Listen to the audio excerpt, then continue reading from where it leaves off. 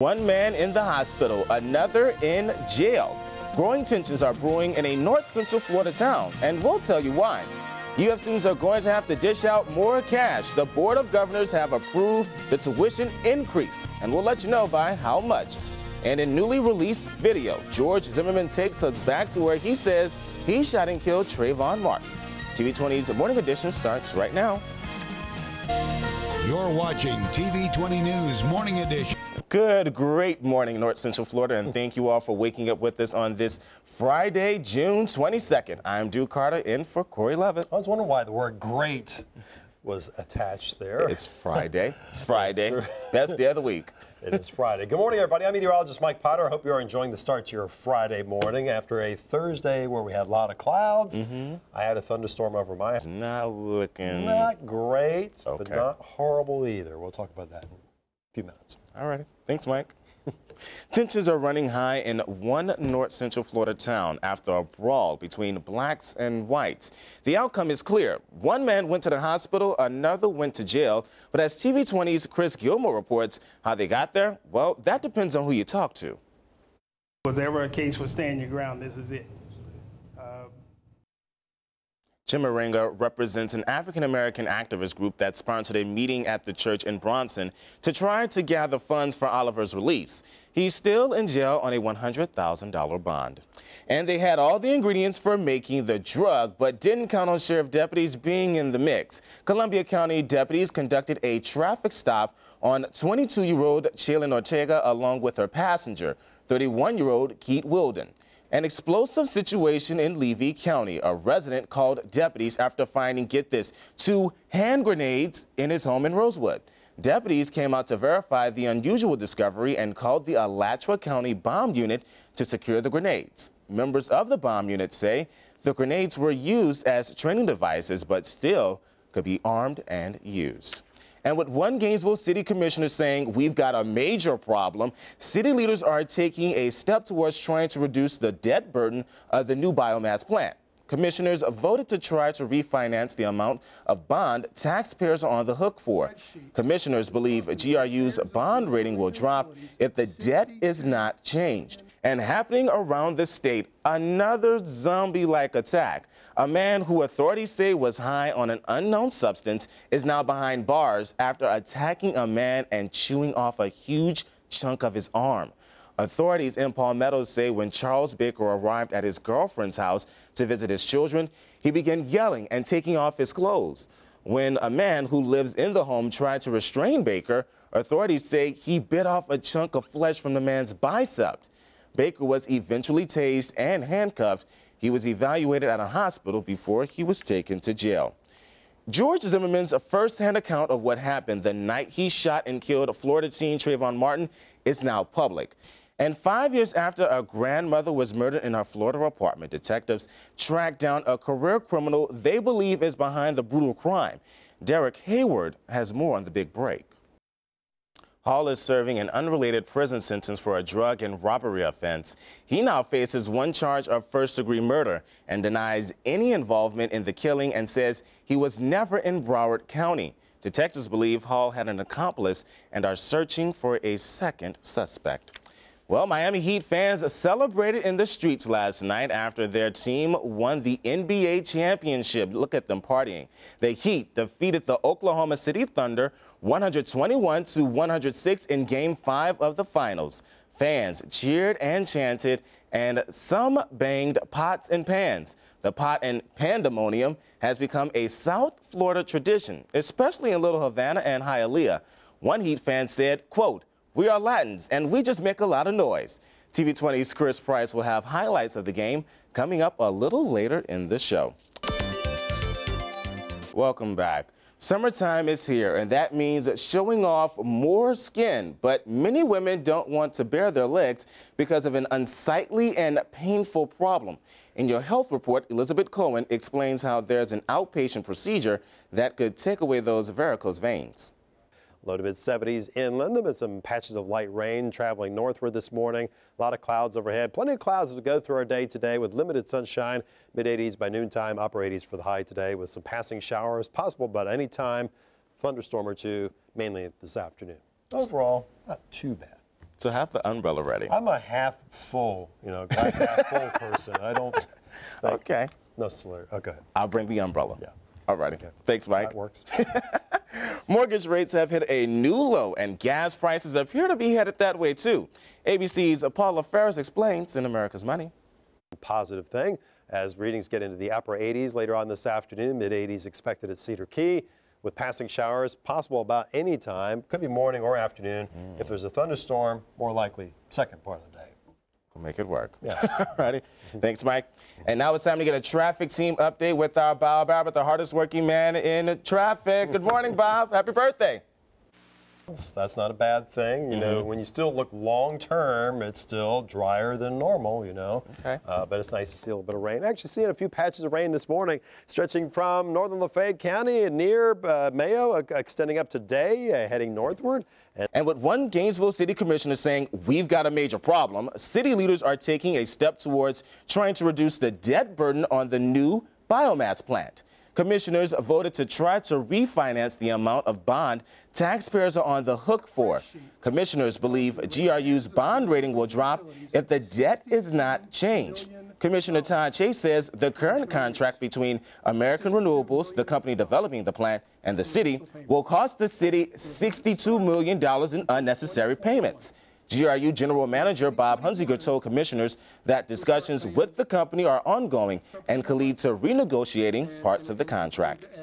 University of Florida leaders may have wanted a 15% tuition increase, but they're settling on something else. The state's Board of Governors approved UF's proposal for a 9% tuition increase in Orlando. Other public universities around the Sunshine State will see tuition increase from 11 to 15%. UF is looking for ways to cope with the major budget shortfall, and Governor Rick Scott had opposed any increases for the universities.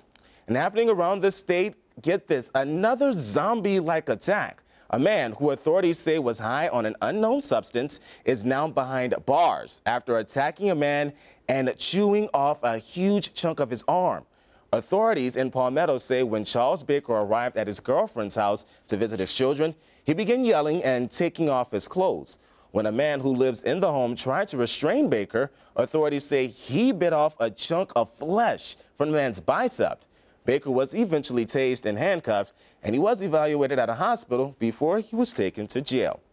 And George Zimmerman's first-hand account of what happened the night he shot and killed Florida teen Trayvon Martin is now public. The volunteer neighborhood watchman took investigators through minutes leading up to his fatal encounter. He says he fell down and got into a struggle with Martin and wound up on his back with the teenager on top, slamming his head into the concrete.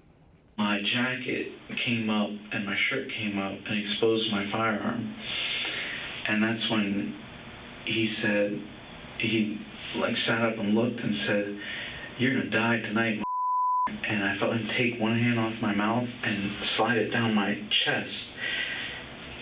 And I just pinched his arm, and I grabbed my gun, and I aimed it at him and fired one shot. The Martin's family's attorney says Zimmerman's credibility is in question since he believes Zimmerman lied on his written statement the night of Martin's death.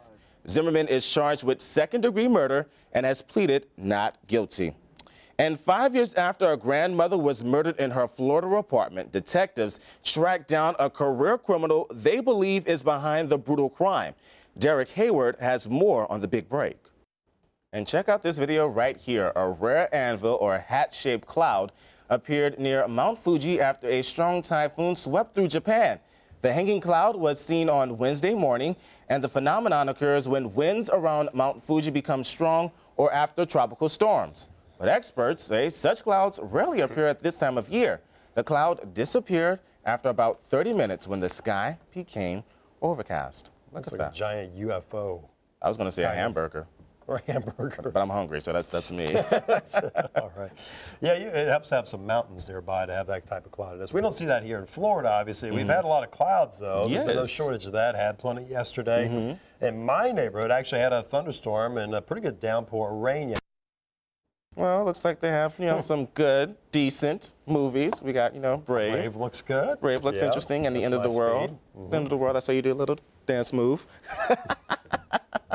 Good to stay inside for this possible wet weekend, right? I think just have a plan B available, and plan B maybe going to the movies, something like that, or but still, I think if you have an umbrella with you, maybe able to get outside and do some things before the showers arrive, or even after they move through. It's low to mid 70s out there right now. 77 our warm spot at Cedar Key currently.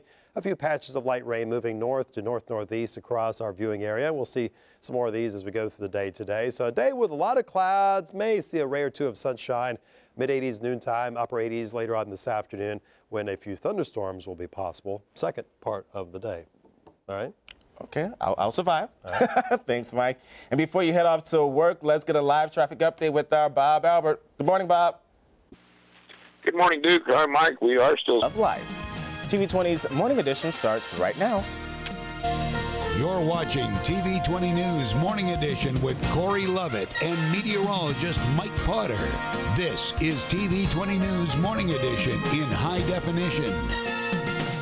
And welcome back to the last half hour of WCJB's Morning Edition. It's 6:32 on this beautiful, beautiful Friday, June 22nd. I'm Duke Carter, in for Corey Lovett. You are sad, I can tell. The last half hour morning show for when will be the next time you grace us? It'll be a while, couple of weeks, but we'll be back. I'll be back. I'll be good. And they're settling for what could be a long, dry summer in Cedar Key. Residents and businesses in Cedar Key are getting used to switching over to completely using bottled water. Tuesday afternoon, the city of Cedar Key issued a ban on drinking water due to high levels of the salt. They say low water levels in the water table have caused salt intrusion. That's when saline water gets into freshwater aquifers. Residents and business owners are prepared to cope with this situation, and we spoke to Cedar Key resident George Oakley, who has lived in the area for about 4 years, and he says this is merely a bump in the road. There's always something around Cedar Key that seems to be happening. Like there's always some type of little crisis, and the people handle it, and they keep on going. So I'm not upset. I'm not worried about it. Oakley says Cedar Key is a strong community and can get just about through anything. He's not opposed to using bottled water because he enjoys his overall quality of life in Cedar Key and says he's staying right there no matter how long he has to shower in salt water. A new video has been released from Gainesville Fire Rescue. A falling tree crushed a work van as it drove along South Main Street Thursday afternoon. The driver was headed south when a large oak tree fell on top of the van, crushing the roof and windshield. The injured driver was trapped in the vehicle, but he finally got himself out, collapsing on the roadway. A passenger wasn't hurt and just couldn't believe how this all happened. A tree just fell out of nowhere and smashed the roof in, knocked my driver unconscious, split him open. I mean, that's pretty much how it went down. The driver was taken to Shands to treat his injuries. The district fire chief says the driver is lucky. The crash could have been fatal because of the tree's size and the speed the vehicle was driving. Cass, we missed this last hour, and we don't want you to end the week not having a question to answer. The top of a cumulonimbus cloud, usually flat and spreading outwards. What is that called? Is that called a shelf cloud, mammatus, or is it called an anvil? The only reason why I'm guessing, I'm taking a wild guess because we did the story with the rare anvil or hat-shaped cloud, so I'm going to go with C, anvil. Did you not have a perfect week? Is that best week ever, ever? Corey is going to be very upset about this. She'll survive. Thanks, Bob. And finally this morning, your favorite team losing can be a heartbreaker for any sports fan, right? Well, but especially for the young ones. Well, listen to how one little Oklahoma City Thunder fan reacted when his team lost to Miami Heat on Tuesday. Why are you crying? He said, I hate Miami. Well, that's all the time we have. Have a great day, great weekend. Bye-bye.